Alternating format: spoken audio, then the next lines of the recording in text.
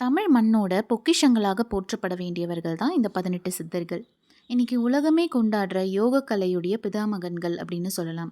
இவங்கள பத்தி படிக்கும்போது அவங்க செஞ்ச சாகசங்களும், வாழ்ந்த காலங்களும் நம்மளால நம்பவே முடியாத உண்மைகள நமக்கு குடுக்கும். 3000 வருஷத்துக்கு மேல வாழ்ந்து, ரசவாதத்தினால இரும்ப பொன்னாக்கி, கூடு விட்டு கூடு பாஞ்சு, மூச்சடக்கி மனித விமானங்களாக வானத்துல பறந்தது, நவகிரகங்கள வசப்படுத்தி நெறைய சாதனைகள் பண்ணியிருக்காங்கன்னு புத்தகத்துலலாம் படிக்கும்போது ரொம்பவே பிரமிப்பா இருக்கு. ஒரு பக்கம் இதெல்லாம் உண்மையா இருக்குமான்னு யோசிக்க தோணுது. ஆனா, இவங்க சொல்லிக் குடுத்துட்டு போன அறிவியல், மருத்துவம், விஞ்ஞானம் இதெல்லாம் தான் நமக்கு இன்னைக்கு உதவிட்டுருக்கு. இன்னைக்கு இந்த 18 சித்தர்கள்ல போகருடைய சீடரான கருவூரார் பத்தி தான் பார்க்க போறோம். கருவூரார் அப்படின்னாவே நமக்கு தஞ்சை பெரிய கோவில் தான் ஞாபகம் வரும். ஆனா, இவருக்கு சம்மந்தப்பட்ட இன்னொரு பெரிய சிவன் கோவிலும் இருக்கு. அதுதான் தில்லை நடராஜர் கோவில். என்னெல்லாம் பண்ணியிருக்காரு, இவருடைய வாழ்க்கை வரலாறு என்ன பார்க்கறதுக்கு முன்னாடி சேனலை சப்ஸ்கிரைப் பண்ணிட்டு வீடியோவை பாருங்க. பெல் ஐக்கானையும் கிளிக் பண்ணிக்கோங்க.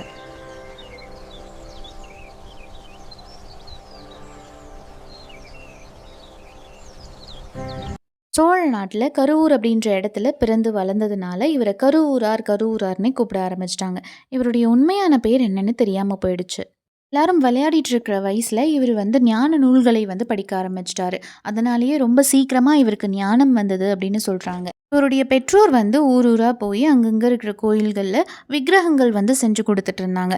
இவரும் கூட போறதுனால சிலை எப்படி செய்யறதுன்னு இவரும் கத்துக்கிட்டாராம். அப்படி ஒரு சமயம் திருவாடுதுறைக்கு போகும்போது அங்கே போகர் வந்திருக்காருன்னு இவர் கேள்விப்பட்டு போகர்கிட்ட போய் தன்னை அவருடைய சீடராக ஏற்றுக்கும்படி அவர் கேட்குறாரு. அதுக்கு போகர் சொல்கிறாரு, கருவூரா, உன்னுடைய குலதெய்வமான அம்பாளை நீ வழிபடு, அவள் உனக்கு வழிகாட்டுவாள் அப்படின்னு சொல்லிட்டு வழிபாட்டு நெறிமுறைகளையும் சொல்லிட்டு போகர் கிளம்புறாரு. போகருடைய சொல்படி கருவூரார் அம்பாலை வழிபட ஆரம்பிக்கிறாரு. அம்பாலை வழிபட ஆரம்பிச்சதும் சித்துக்கள் புரியும் ஞானியாகவும் உயர்ந்துடுறாரு. போகருடைய வாக்கும் பலிச்சது. கருவூராருக்கு சிவ ஆலயங்களுக்கு போய் தங்கத்தாலான சிவலிங்கங்களை செஞ்சு வைக்கிற ஒரு பழக்கம் இருந்தது. ரசவாத வித்தைனால உருவான அந்த லிங்கங்கள் ஒரு முறை பார்த்தா செம்பு போலவும், இன்னொரு முறை பார்த்தா தங்கம் போலவும் தெரியுமா. காசி விஸ்வநாதர் கோயில்லையும் இவர் செஞ்ச லிங்கங்கள் இருக்கு. போகர் சித்தர் தமிழ்நாட்டில் இருந்த காலத்தில் அவருடைய சீடர்களா கருவூர் சித்தரும் திருமாளிகை தேவரும் தான் இருந்தாங்க. சோழ மன்னனான இரண்யவர்மன் தீர்த்த யாத்திரை புறப்பட்டு பல புண்ணிய தலங்களை தரிசிச்சுட்டு தில்லையை அடையிறாரு. இப்போ ஒரு சிற்றம்பல திருக்குளத்தில் நீராடிட்டு இருக்காரு. அப்போ தண்ணிக்குள்ளே போகும்போது மட்டும் ஓங்கார நாதம் கேட்குது. ரொம்ப ஆச்சரியமாக இருக்குது. மேலே எழும்பும்போது அந்த ஓசை கேட்கல. திரும்ப உள்ளே போகிறாரு, அப்போ கேட்குது. இந்த மாதிரி மூழ்கி எழுந்துச்சுட்டே இருக்காரு. கடைசி தடவை மூழ்கும்போது அங்கே ஒரு காட்சியை பார்க்குறாரு. அந்த காட்சியை அவரால் நம்பவே முடியல. அந்த இடத்துல ஆடல் வல்லாருடைய அற்புத நடனமும் ஓங்கார ஒலியும் சேர்ந்து கேட்டுச்சான். அரசருக்கு ஆச்சரியம் தாங்க முடியல. இது என்னடா அதிசயம் அப்படின்னு சொல்லி அதையே மெய் மறந்து அப்படியே பார்த்துட்டே இருக்காரு. சிவபெருமான தான் ஆடல் வல்லார் அப்படின்னு சொல்லுவாங்க. அவர் கண்ட காட்சியை அரண்மனைக்கு போய் ஓவியமாக வரைய ஆரம்பிக்கிறாரு. அந்த உருவத்தை பார்க்கும்போது அவர் அனுபவித்த இன்பத்தை உலகத்தில் எல்லாரும் அனுபவிக்கணும் அப்படின்னு அந்த ஓவியத்தை திருவுருவ சிலையாக மாற்ற நினைக்கிறாரு. தலைமை சிற்பிகளை வர சொல்லி இந்த விஷயத்தையும் சொல்கிறாரு. ஓவியத்தில் இருக்கிற மாதிரியே ஒரு விக்கிரகத்தை உருவாக்குங்க. அதுவும் முழுக்க முழுக்க சொக்க தங்கத்தில் மட்டும்தான் இருக்கணும். வேறு எந்த உலோகமும் கலக்கக்கூடாது. உங்களுக்கு எல்லாருக்கும் 48 நாள் அவகாசம் கொடுக்குறேன் அப்படின்னு சொல்லிட்டு அங்கேருந்து கிளம்புறாரு. இந்த விக்கிரகம் உருவானதுக்கப்புறம் இந்த விக்கிரகத்தை பொன் அம்பலத்தில் வச்சு மக்கள் எல்லோரும் வழிபடுற மாதிரி செய்யணும் அப்படின்றது தான் மன்னருடைய முடிவாக இருந்தது. சிற்பிகளும் ஆர்வமாக இதை வேலையாக ஆரம்பிக்கிறாங்க. ஆனால் நாட்கள் போக போக அவங்களால இதை முடிக்கவே முடியல. ஏதோ ஒரு குறை இருந்துகிட்டே இருந்தது. ஓவியத்தில் இருக்கிற மாதிரியே இந்த சிலை இல்லை அப்படின்றது அவங்களுக்கு உறுத்திட்டே இருந்தது. இப்படியே போய் 47வது நாள் வருது. சிற்பிகளுக்கு பயம் தாங்க முடியல. அடுத்த நாள் மன்னர் என்ன சொல்ல போகிறாரோ அப்படின்னு பயத்திலேயே இருக்காங்க. என்ன பண்ணுறதுன்னு தெரியல. என்ன பண்ணாலும் ஒரு குறை இருந்துகிட்டே இருக்குது. இதை தெரிஞ்சுக்கிட்ட போகர் கருவூராரை கூப்பிட்டு சொல்கிறாரு, தில்லையில் நடராஜர் சிலையை செய்யறதுக்கு சிற்பிகள் ரொம்பவே கஷ்டப்பட்டுட்டு இருக்காங்க. நான் என்ன சொல்லித்தரேனோ அதை கேட்டு நீ அப்படியே போய் செஞ்சு கொடுத்துட்டு வா அப்படின்னு சொல்கிறாரு. மரண பயத்தில் இருந்த சிற்பிகள் முன்னாடி கருவூராரும் அவருடைய சீடனும் நிற்கிறாங்க. கவலைப்படாதீங்க, மன்னருடைய ஆசைப்படி ஆடல் வல்லாருடைய சிலையை இன்னும் 1 மணி நேரத்தில் நான் உங்களுக்கு செஞ்சு கொடுக்குறேன் அப்படின்னு சொல்கிறாரு. சிற்பிகளுக்கெல்லாம் ஒரே ஆச்சரியம். எங்களாலேயே முடியல, உம்மால் எப்படி முடியும் அப்படின்னு கேட்குறாங்க. வேற ஒரு அறையில போய் கதவ தாழிட்டு செய்ய ஆரம்பிக்கிறாரு. வெளிய எல்லாரும் காத்துட்ருக்காங்க. கரெக்ட்டா 1 மணி நேரம் கழிச்சு கதவ தொறந்து, "போய் பாருங்க, உங்களுடைய சிலை வந்து நான் செஞ்சு முடிச்சுட்டேன். எப்படி இருக்குன்னு சொல்லுங்கன்னு" சொல்றாரு. உள்ள போய் பார்த்ததும், அந்த சிலைய பார்த்து சிற்பிகளே ரொம்ப ஆச்சரியப்பட்டு, ரொம்ப மெய்மறந்து போறாங்களாம். அவ்ளோ அழகா இருக்காம் அந்த சிலை பார்க்கறதுக்கு. சிற்பிகள் எல்லாரும் கருவூரார பார்த்து கையெடுத்து கும்பிட்டு நன்றி சொன்னாங்களாம். மறுநாள் காலையில சூரியன் உதயமாகறதுக்கு முன்னாடியே மன்னர் வந்து நீராடிட்டு திருநீற்று கோலத்துல சிற்பிகள் இருந்த இடத்திற்கு வராராம். இந்த சிலைய பார்த்ததும் மன்னருடைய முகத்துல அவ்வளோ சந்தோஷமா, மன்னருடைய முகம் அவ்வளோ பிரகாசமா இருந்ததாம் சந்தோஷத்துல. அந்த சிலையே மெய்மறந்து போய் அப்படியே பார்த்துட்டே இருந்தாராம். அந்த சிலையுடைய ஒளி வந்து மன்னருடைய கண்ணையே கூசுற மாதிரி இருந்துச்சாம். ஓவியத்துல இல்லாத ஒரு தெய்வீகமான ஒரு தோற்றம் வந்து அந்த சிலையில இருந்துச்சாம். அபாரம், அற்புதம் அப்படின்னு சொல்லி அவர் சிற்பிகள பாராட்டிட்டே இருக்காரு. உங்களுக்கு தக்க சன்மானம் கண்டிப்பா குடுக்கப்படும் அப்படின்னு சொல்றாரு. ஆனா, அப்போ மந்திரி வந்து இந்த சிலையில இருக்கிற தங்கத்த வந்து சோதிச்சு பார்த்ததுக்கப்புறம், இவங்களுக்கு வந்து வெகுமதி கொடுக்கலாமே அப்படின்னு சொல்லி கேட்குறாரு. அத சோதிச்சு பார்த்ததும் செம்பு கலந்திருக்கு அப்படின்ற விஷயம் வந்து மன்னருக்கு தெரிய வருது. உடனே மன்னருடைய முகமே மாறி கோவத்துல கத்த ஆரம்பிக்கிறாரு. "உங்கள நம்பி தானே நான் இந்த வேலைய உங்ககிட்ட ஒப்படைச்சேன். நீங்க எனக்கு நம்பிக்கை மோசடி செய்யலாமா? செம்பு கலக்க சொன்னேனா? சொக்க தங்கத்துல தானே செய்ய சொன்னேன்" அப்படின்னு கேட்குறாரு. அதுக்கு சிற்பிகள் எல்லாரும் பயந்து நடுங்கி, "அரசே, நாங்கள் எவ்வளவோ முயற்சி செஞ்சும் அந்த சிலைய வந்து எங்களால செய்ய முடியல. ஒரு சிவனடியார் தான் இத எங்களுக்கு செஞ்சு குடுத்துட்டு போனாரு" அப்படின்னு சொல்றாங்க. மன்னர் வந்து உடனே அந்த சிவனடியார கூட்டிட்டு வர சொல்லி ஆள் அனுப்புறாரு. கருவூரார கூட்டிட்டு வராங்க. மன்னர் வந்து கருவூரார மேலும் கீழுமா பார்க்குறாரு. "இவர சிறையில அடைச்சு வைங்க. நாளைக்கு வந்து நான் இவருக்கு தண்டனை குடுக்குறேன்" அப்படின்னு சொல்லிட்டு அங்கிருந்து சிலைய எடுத்துட்டு போயிடுறாரு. மன்னர் வந்து கண்ல கண்ணீரோட அந்த சிலையே பார்த்துட்டே இருக்காரு. திடீர்னு அந்த இடத்துல போகரும் அவருடைய சீடர்களும் தோன்றினாங்க. மன்னன பார்த்து போகர் கேட்குறாரு, "மன்னா, நீ சிறையில் அடைச்சு வச்சிருக்கேல்ல, அவன் என்னுடைய மாணவன். எந்த கருவிலும் ஊறாத கருவூரன் அப்படின்னு சொல்லுவாங்க. அவனையே நீ சிறையில் அடைச்சிருக்க அப்படின்னா, இதுதான் உன்னுடைய ஆட்சி முறையா? உனக்காக சிலை செஞ்சு கொடுத்த அவனை நீ தண்டிக்கிறது சரியா?" அப்படின்னு கேட்குறாரு. அதுக்கு மன்னர் சொல்றாரு, "செம்பு கலந்து பண்ணது தப்பில்லையா?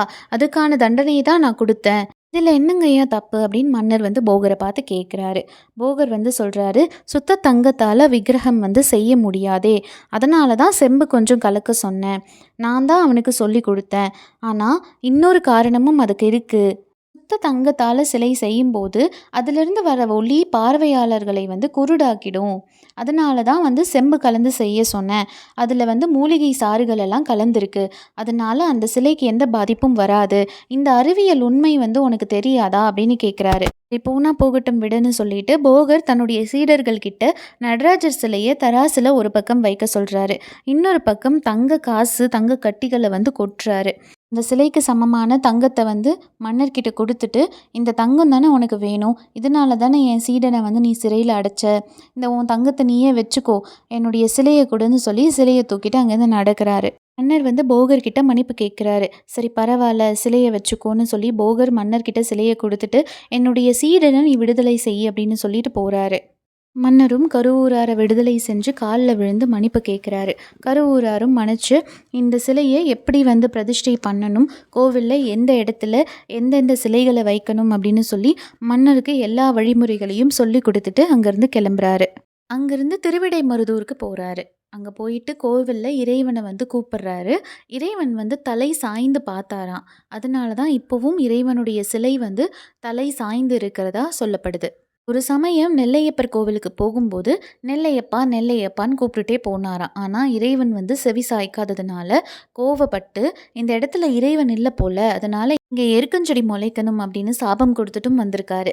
அதனால மானூரில் வந்து இறைவன் வந்து இவருக்கு காட்சி கொடுத்து, "நீ திரும்ப நெல்லையப்பர் கோவிலுக்கு வரணும்னு" கூப்பிட்டுருக்காரு. இவர் திரும்ப நெல்லையப்பர் கோவிலுக்கு போனதுக்கு அப்புறம் தான் அந்த எருக்கஞ்செடியெல்லாம் மறைஞ்சதுன்னு சொல்கிறாங்க. வட பாரதம், கொங்கு நாடு, தொண்டை நாடுன்னு ஒரு ஒரு நாட்டில் இருக்கிற கோயில்களுக்கெல்லாம் போயிட்டு வரும்போது தென்பாண்டிய நாட்டை வந்து அடையிறாரு. தாமிரபரணி ஆற்றுல வெள்ளம் வந்து பயங்கரமாக பெருக்கெடுத்து ஓடிட்டு இருந்தது. ஒரு கரையிலிருந்து இன்னொரு கரைக்கு போக முடியாத இவர் இறைவனை நினச்சி, "நாரம்பூநாதா" அப்படின்னு கண்ணை மூடிட்டு கத்துறாராம். உடனே அசரீரி வழியா, "இங்கே வா" அப்படின்னு ஒரு குரல் கேட்டுச்சான். கண்ணை திறந்து பார்த்தப்போ அந்த வெள்ளம்லாம் அமைதியாக இருந்ததாம். தஞ்சையில ராஜராஜ சோழன் கோவில கட்டி முடிச்சு, லிங்கத்த பிரதிஷ்டை பண்றதுக்காக காத்துட்டு இருந்தாரு. ஆனா என்ன பண்ணியும் லிங்கத்த வந்து பிரதிஷ்டையே பண்ண முடியல. எப்படி பிரதிஷ்டை பண்ணுவாங்க அப்படின்னா, நிறைய மூலிகைகள வந்து மருந்தா பண்ணி, அந்த லிங்கத்த நேரா நிறுத்துறதுக்காக ஒரு மருந்து சாத்துவாங்க. அதுதான் அஷ்டபந்தனம்னு சொல்லுவாங்க. அந்த அஷ்டபந்தன மருந்து சாத்தி லிங்கத்த வந்து பிரதிஷ்டை பண்ணதுக்கு அப்புறம் தான் எப்பவுமே ஒரு கோவில்ல கும்பாபிஷேகம் நடக்கும். இவங்க என்ன பண்ணாலும் அஷ்டபந்தன மருந்து வந்து இளகிட்டே இருந்துச்சாம். ராஜராஜ சோழன் ரொம்ப வருத்தத்தோட இருந்தாராம். அப்போ அந்த சமயம் ஒரு அசரீரி வந்து கேக்குது. கருவூரார் வந்தாதான் பிரதிஷ்டை ஆகும்னு சொல்லி அசரீரி மூலியமா இறைவன் சொன்னாராம். உடனே ராஜராஜ சோழன் கருவூர் தேவரை நினைச்சு வேண்டுனாராம். ஆனா கருவூர் தேவர் அங்க வரவே இல்லையாம். உடனே போகருக்கு இந்த விஷயம் தெரிய வந்து, போகர் வந்து ஓலைச்சுவடியில நீ உடனே தஞ்சைக்கு புறப்பட்டு போய் அந்த சிலையை வந்து பிரதிஷ்டை பண்ணி கொடுத்துட்டு வா அப்படின்னு சொல்லி காகத்துக்கிட்ட அந்த ஓலைச்சுவடியை கொடுத்து அனுப்புனாராம். அதுக்கப்புறம் தான் கருவூர் தேவர் வந்து தஞ்சைக்கு வந்து சிலையை வந்து பிரதிஷ்டை பண்ணி கொடுத்துட்டு ராஜராஜ சோழனையும் ஆசிர்வதிச்சுட்டு வந்தாராம். கருவூர் தேவர் தான் ராஜராஜ சோழனுக்கு குருவாவே இருந்தவர்.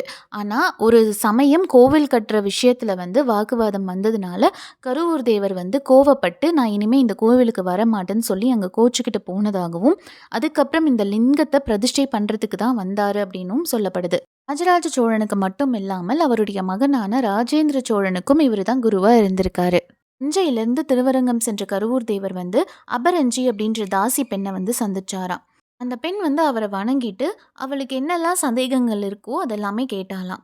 அவளுடைய சந்தேகங்கள் எல்லாத்தையும் தீர்த்து வச்சுட்டு அடுத்த நாள் காலையில அரங்கன் கிட்ட போய் வேண்டிட்டு ஒரு மாலையை வந்து அந்த பெண்ணுக்கு வந்து பரிசளிச்சாராமா. நீ எப்போ என்ன நினைச்சாலும் நான் உன் கண்ணு முன்னாடி வந்து நிப்பேன்னு சொல்லிட்டு அங்கிருந்து கிளம்பிட்டாராம்.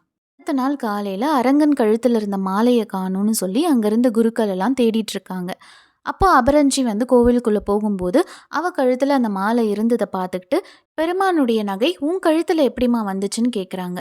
அதுக்கு அபரஞ்சி வந்து இது எனக்கு கருவூர் தேவர் தான் பரிசாக கொடுத்தாரு அப்படின்னு சொல்றா. கருவூர் தேவரா? அவர் எப்போ இங்க வந்தாரு? அவரை கூப்பிடு அப்படின்னு சொல்றாங்க. இவளும் கண்ணை மூடி கருவூர் தேவரை நினைச்சு பார்க்குறா. கருவூர் தேவரும் அங்கே வந்து நிற்கிறாரு.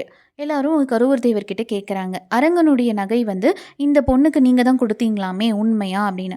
ஆமாம் நான் தான் கொடுத்தேன், ஆனால் எனக்கு இது கொடுத்தது வந்து அரங்கன் தான், வேணும்னா நீங்கள் அவனை கேட்டுக்கோங்க அப்படின்னு சொல்கிறாரு. எல்லாரும் ஒரு மாதிரி சந்தேகமாக பார்க்குறாங்க. அந்த சமயம் அரங்கனுடைய கருவறையிலிருந்து ஒரு அசரீரி கேட்டுச்சு. எப்போவுமே என் பக்தர்கள் தான் எனக்கு நகை போட்டு அழகுபடுத்தி பார்ப்பீங்க. இந்த சமயம் என் பக்தைக்கு வந்து நான் நகை போட்டு அழகுபடுத்தி பார்க்கணும்னு நினச்சதுனால நான் தான் கருவூரார்கிட்ட கொடுக்க சொல்லி அபரஞ்சிக்கு வந்து அந்த மாலையை கொடுத்தேன் அப்படின்னு சொல்லி அந்த அசரீரி சொல்லுதான். உடனே அங்கே இருந்தவங்க எல்லாருமே அபரஞ்சிக்கிட்டேயும் கருவூரார்கிட்டையும் மன்னிப்பு கேட்டாங்களாம். கருவூராருடைய புகழ் எங்கே போனாலும் கேட்குது அப்படின்னு சொல்லி அந்தணர்கள் வந்து ரொம்பவே பொறாமைப்பட்டாங்களாம். அரசர்களெல்லாம் கூட கருவூரார்கிட்ட போய் ஆசீர்வாதம் வாங்குறாங்களே அப்படின்னு சொல்லி அந்தணர்கள் வந்து கருவூராருக்கு கெட்ட பெயர் வாங்கி கொடுக்கணும் அப்படின்னு நினைக்கிறாங்க. அதனால கலந்து பேசி மாமிசம் மதுவெல்லாம் எடுத்துட்டு போய் கருவூரார் வீட்டில் வச்சுட்டு வந்து மன்னர்கிட்டையும் மாட்டி விட்டுடுறாங்க. மன்னரும் போய் சோதனை பண்ண சொல்றாரு. ஆனால் அங்கே எதுவுமே கிடையாது.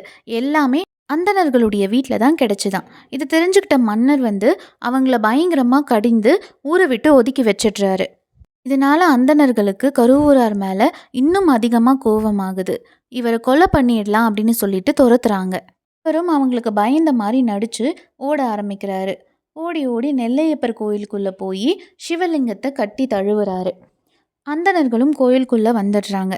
அந்த சமயம் சிவலிங்கத்தை கட்டி தழுவின கருவூரார் வந்து இனிமே எனக்கு மனித உடல் போதும் அப்படின்னு சொல்லி நினச்சதுனால இறைவனோட இரண்டரை கலந்துட்டாரு. இதை பார்த்த அந்தணர்களுக்கு அப்போதான் புரியுது நம்ம எவ்வளோ பெரிய தப்பு பண்ணியிருக்கோம் அப்படின்னு. அதுக்கப்புறம் அவருக்காக ஒரு சிலை எழுப்பி அவரை வழிபட ஆரம்பித்தாங்க. இவர் வாழ்ந்துட்டு இருக்கும்போதே நிறைய சிவ தொண்டுகள் பண்ணியிருக்காரு. பிச்சை எடுத்து உணவு உண்டு காடுகள்லையும் மலைகள்லையும் தான் வாழ்ந்திருக்காரு. ரசவாதம், காயகல்பம், யோகா இதில் எல்லாமே சிறந்து விளங்கியிருக்காரு. நிறைய மருந்துகளை கண்டுபிடிச்சு மக்களுடைய நோய்களையும் தீர்த்திருக்காரு. இன்னும் சொல்லப்போனால் காயகல்ப முறையை பயன்படுத்தி இவர் 800 வருஷத்துக்கு மேலே வாழ்ந்ததா சொல்கிறாங்க. நிறைய தமிழ் நூல்களை எழுதியிருந்தாலும் 9வது திருமுறைன்னு சொல்லப்படுற திருவிசைப்பால அதிக பதிகங்களை பாடினதும் இவர் தான். இல்லை, திருக்கலந்தை, திருவிடைமருதூர், ராஜராஜேஸ்வரம், கங்கை கொண்ட சோழேச்சரம் இந்த மாதிரி நிறைய கோயில்களை பற்றி பாடியிருக்காரு. கருவூர் சித்தரை பற்றி நான் கேள்விப்பட்டது, நான் படித்த வரைக்கும் எல்லா குறிப்புகளையும் நான் உங்களுக்கு சொல்லிட்டேன். இந்த வீடியோ உங்களுக்கு பிடிச்சிருக்கும் அப்படின்னு நினைக்கிறேன். பிடிச்சிருந்துச்சுன்னா லைக் பண்ணிவிட்டு ஷேர் பண்ணுங்கள். தேங்க்ஸ் ஃபார் வாட்சிங்.